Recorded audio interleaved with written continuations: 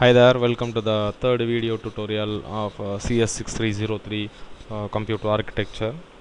So here in this video tutorial we are going to discuss the 8 great ideas of computer architecture. So for the past 60 years different computer architects and scientists, they have invented the following 8 ideas.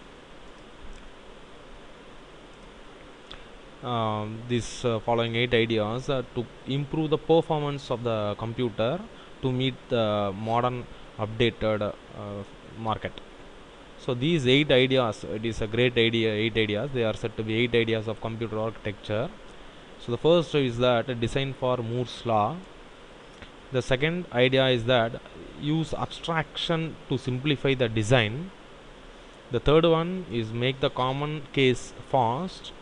The fourth one is performance via parallelism, and the fifth one is performance via pipelining, and the sixth one is performance via prediction, and seventh one is the hierarchy of memories, and finally the eighth idea is dependability via redundancy.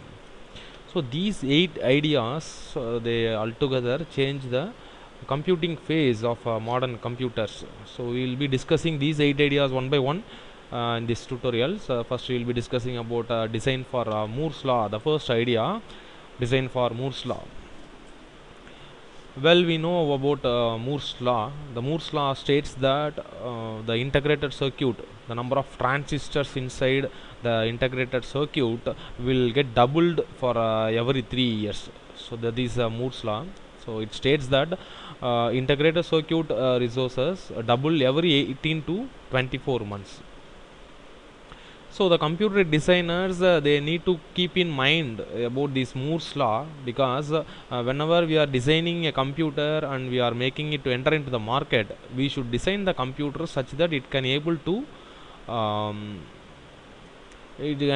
compete for at least 3 to 5 years, because according to this Moore's law, the integrated circuit design is getting updated for every 18 to 24 months. So our design needs to be stable for at least 3 to 5 years. It needs to be competitive in the market. So we should keep that in our mind before designing the computer. So this is called design for Moore's law. So you have to design your computer keeping the Moore's law in mind in order to maintain the competency in the market. So next we will go to the next idea. Use abstraction to simplify the design. So here this second idea focuses that the computer designer they need to use abstraction, different abstraction levels in order to simplify their design. So as said here, a major productivity technique for hardware and software is to abstraction. So here they are telling you to use abstraction for both hardware as well as for software design, so that by making use of abstraction you can build both the hardware as well as software designs at different levels, such that the lower level details should be hidden, so that it should make easier that to the designer. It should be very easy for the designer to build higher levels. So that is the second point stresses here. Lower level details are hidden to offer a simpler model at higher levels. So this is what abstraction to simplify design. Say for example, computer designers can have different abstractions like operating system, hardware, software, kernel, etc., etc. So we'll pass on to the next idea, that is make the common case fast. Here, while designing computer system, we should concentrate more on the common cases rather than on rare cases. So we can enhance the performance better by concentrating on the common case than optimizing the rare case. Here they are telling that you concentrate more on common cases than concentrating and wasting the time on rare cases. So it is for example, it would be easy to develop or it would be easy to design a sports car than faster minivan, because sports car is a common case because it is mainly meant for speed and it is not going to carry any passenger, whereas a minivan is meant for carrying the passengers, and concentrating on minivan for improving the speed is almost the waste of time. So here this idea stresses that we have to, the computer designers needs to concentrate more on the common case rather than the rare cases. The next idea comes here. This idea tells us how to improve the performance through parallelism. So we well know that by parallelism we can achieve performance. By making the operations parallel in a computer system, you can improve the speed of the computer system. So these computer architects have offered different designs that get more performance by performing operations in parallel. So here the icon shows you that it's a jet aeroplane with a jet plane with multiple engines, so that it can perform well.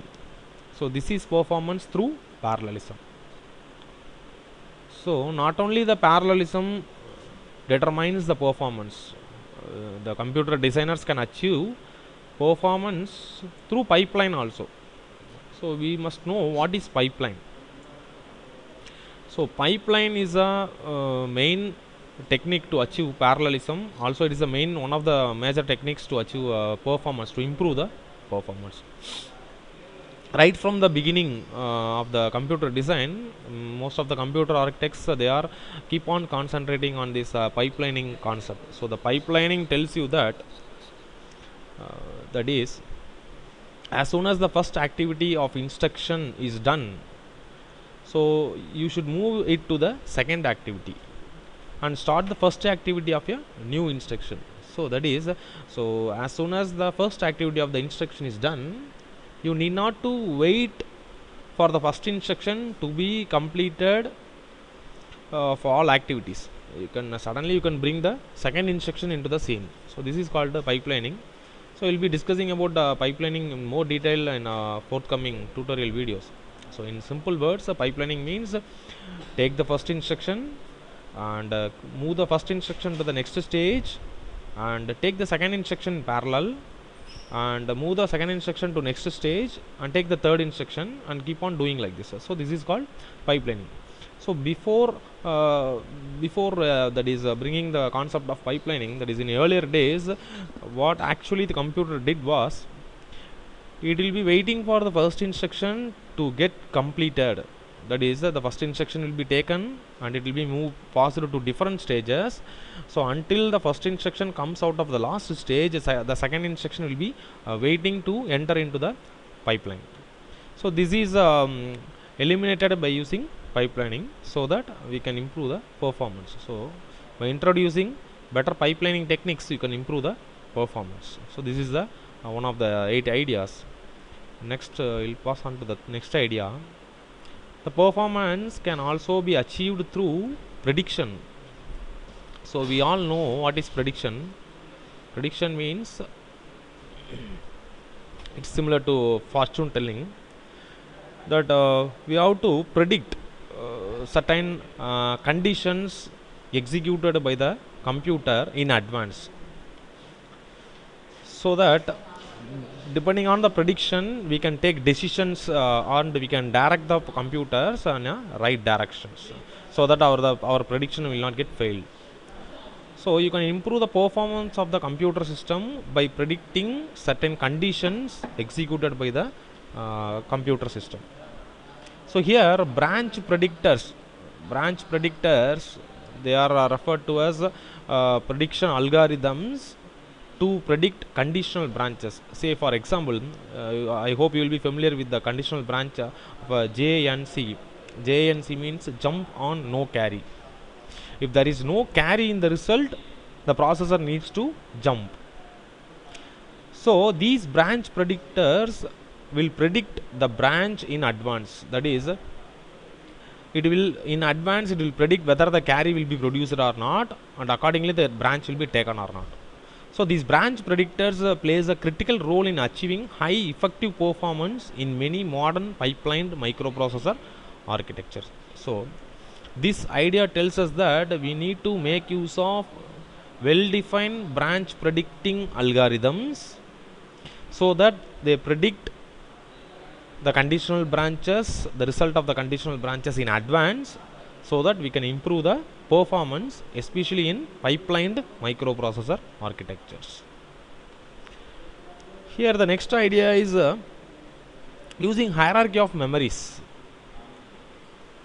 Hierarchy of memories means that is introducing cache memories.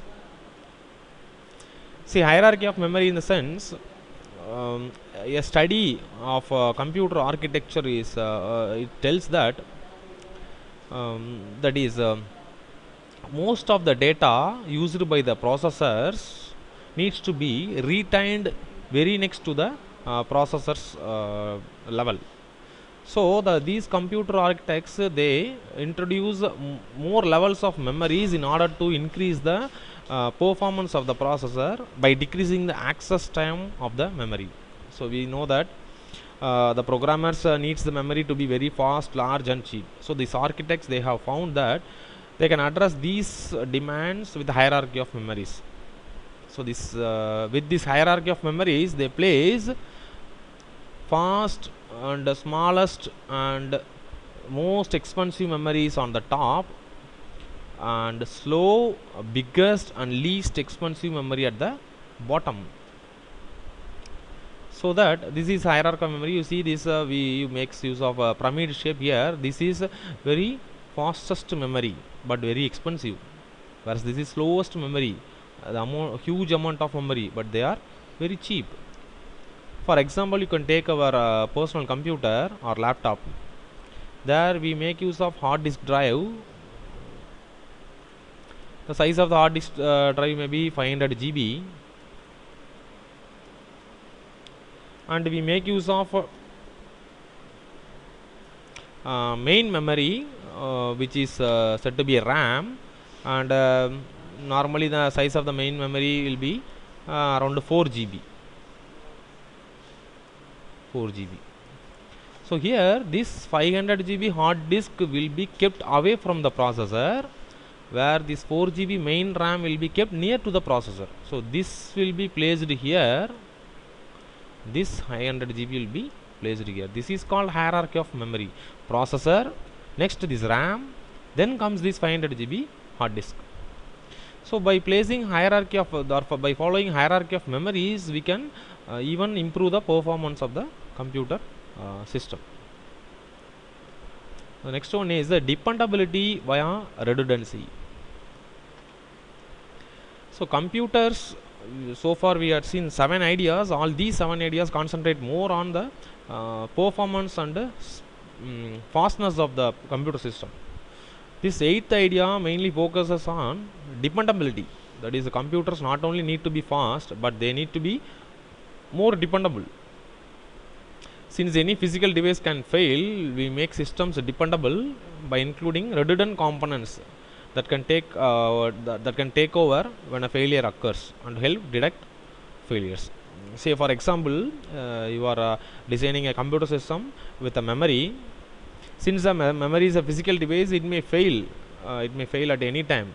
So that we should have a backup with a redundant copy of files, so that the computer system will be keep on running with the help of the redundant files, and so that it can detect the failures occurred in the main memory, that physical memory. So this last idea tells that the computers, you have to design computers that should perform well and it should be faster. At the same time, it should be dependable.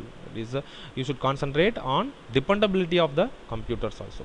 So these 8 ideas tells us how to design a better computer system that will perform well, it will be faster and dependable.